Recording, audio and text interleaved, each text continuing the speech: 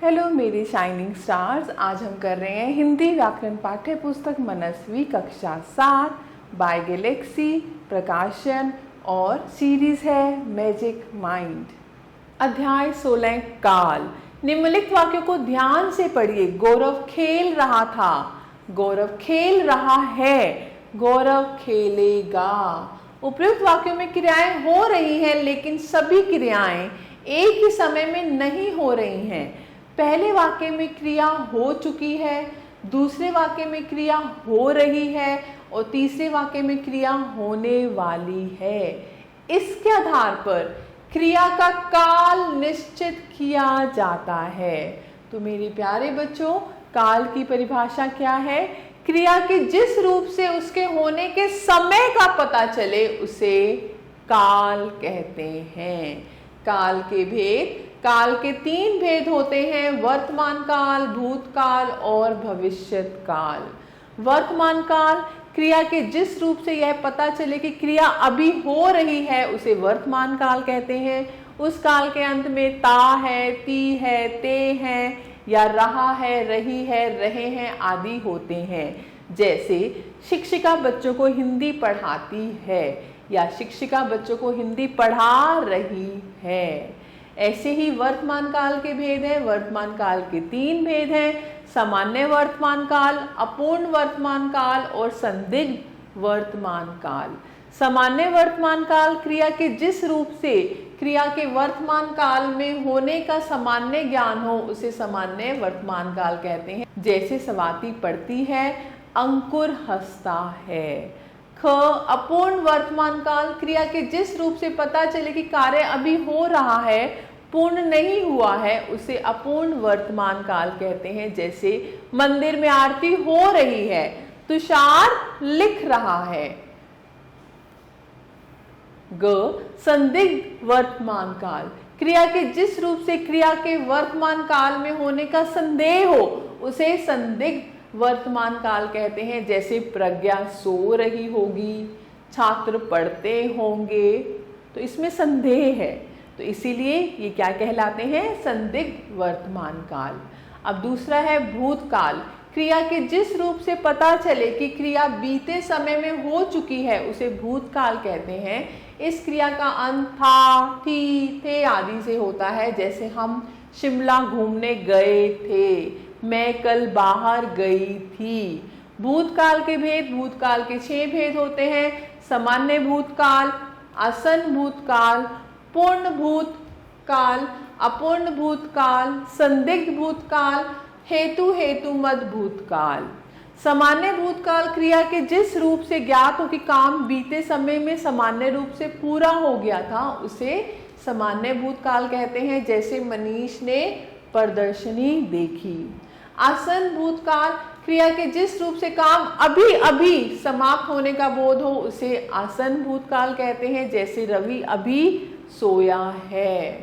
पूर्ण भूतकाल, क्रिया के जिस रूप से काम बहुत समय पहले समाप्त हो चुकने का बोध हो उसे पूर्ण भूतकाल कहते हैं। जैसे हम पार्क गए थे। अपूर्ण भूतकाल, क्रिया के जिस रूप से काम अभी समाप्त ना होने का बोध हो उसे अपूर्ण भूतकाल कहते हैं। जैसे अर्पित पढ़ रहा था।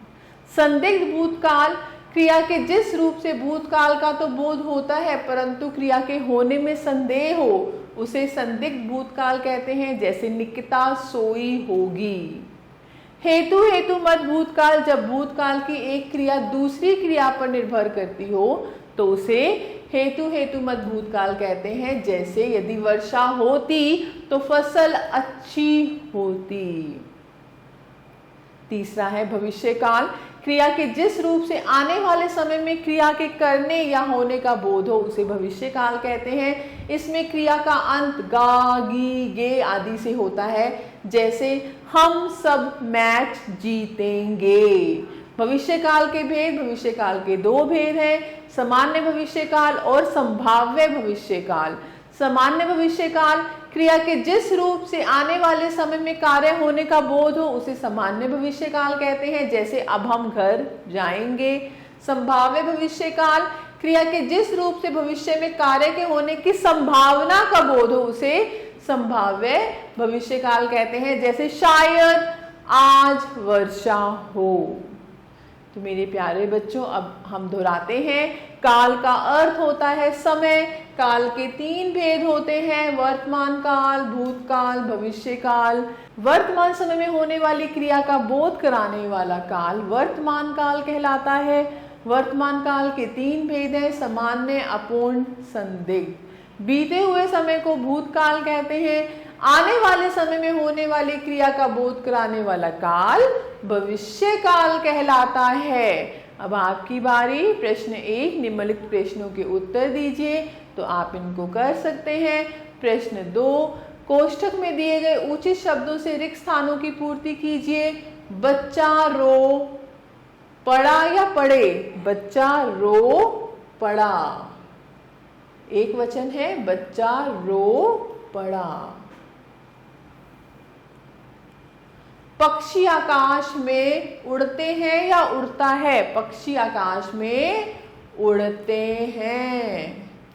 मेरे दादाजी मसूरी गए या गया? मेरे दादाजी मसूरी गए। तो ऐसे ही आप ये कर सकते हैं। प्रश्न 3 है, सही विकल्प पर सही का निशान लगाइए। जैसे ख है, हेतु हेतु मत भूतकाल कहते हैं जहां क्रिया दूसरी क्रिया पर निर्भर होती है। तो यहां पर आप सही का निशान लगाएंगे। भविष्यकाल की क्रिया है, वर्षा हुई थी, वर्षा होगी या वर्षा हो रही है? वर्षा होगी। वर्तमान काल की क्रिया है, बादल गरजेंगे, बादल गरज रहे होंगे या बादल गरज रहे हैं? तो वर्तमान काल में बादल गरज रहे हैं। ऐसे आप प्रश्न 4 कर सकते हैं। प्रश्न 5 है, निम्नलिखित वाक्यों को कोष्ठक में दिए गए संकेत के अनुसार बदलिए। अनूप लखनऊ गया था, ये भूतकाल में है, इसे वर्तमान काल में हमें बदलना है। अनूप लखनऊ गया है। रमा इतिहास पढ़ती है, भविष्यकाल, रमा इतिहास पढ़ेगी। प्रश्न 6, निम्नलिखित वाक्यों में क्रिया को रेखांकित कर काल भेद लिखिए। तो मैं आशा करती हूँ आप ये कर सकते हैं। ऐसी गतिविधि है, अपने जीवन की किसी एक घटना का संक्षिप्त वर्णन कीजिए जिसमें सभी क्रियाएं भूतकाल की हों। तो मैं आशा करती हूँ आपको ये अध्याय अच्छे से समझ आए होंगे। तो मेरा तहे दिल से आप सभी बच्चों का धन्यवाद और आप स्वस्थ रहिए, खुश रहिए।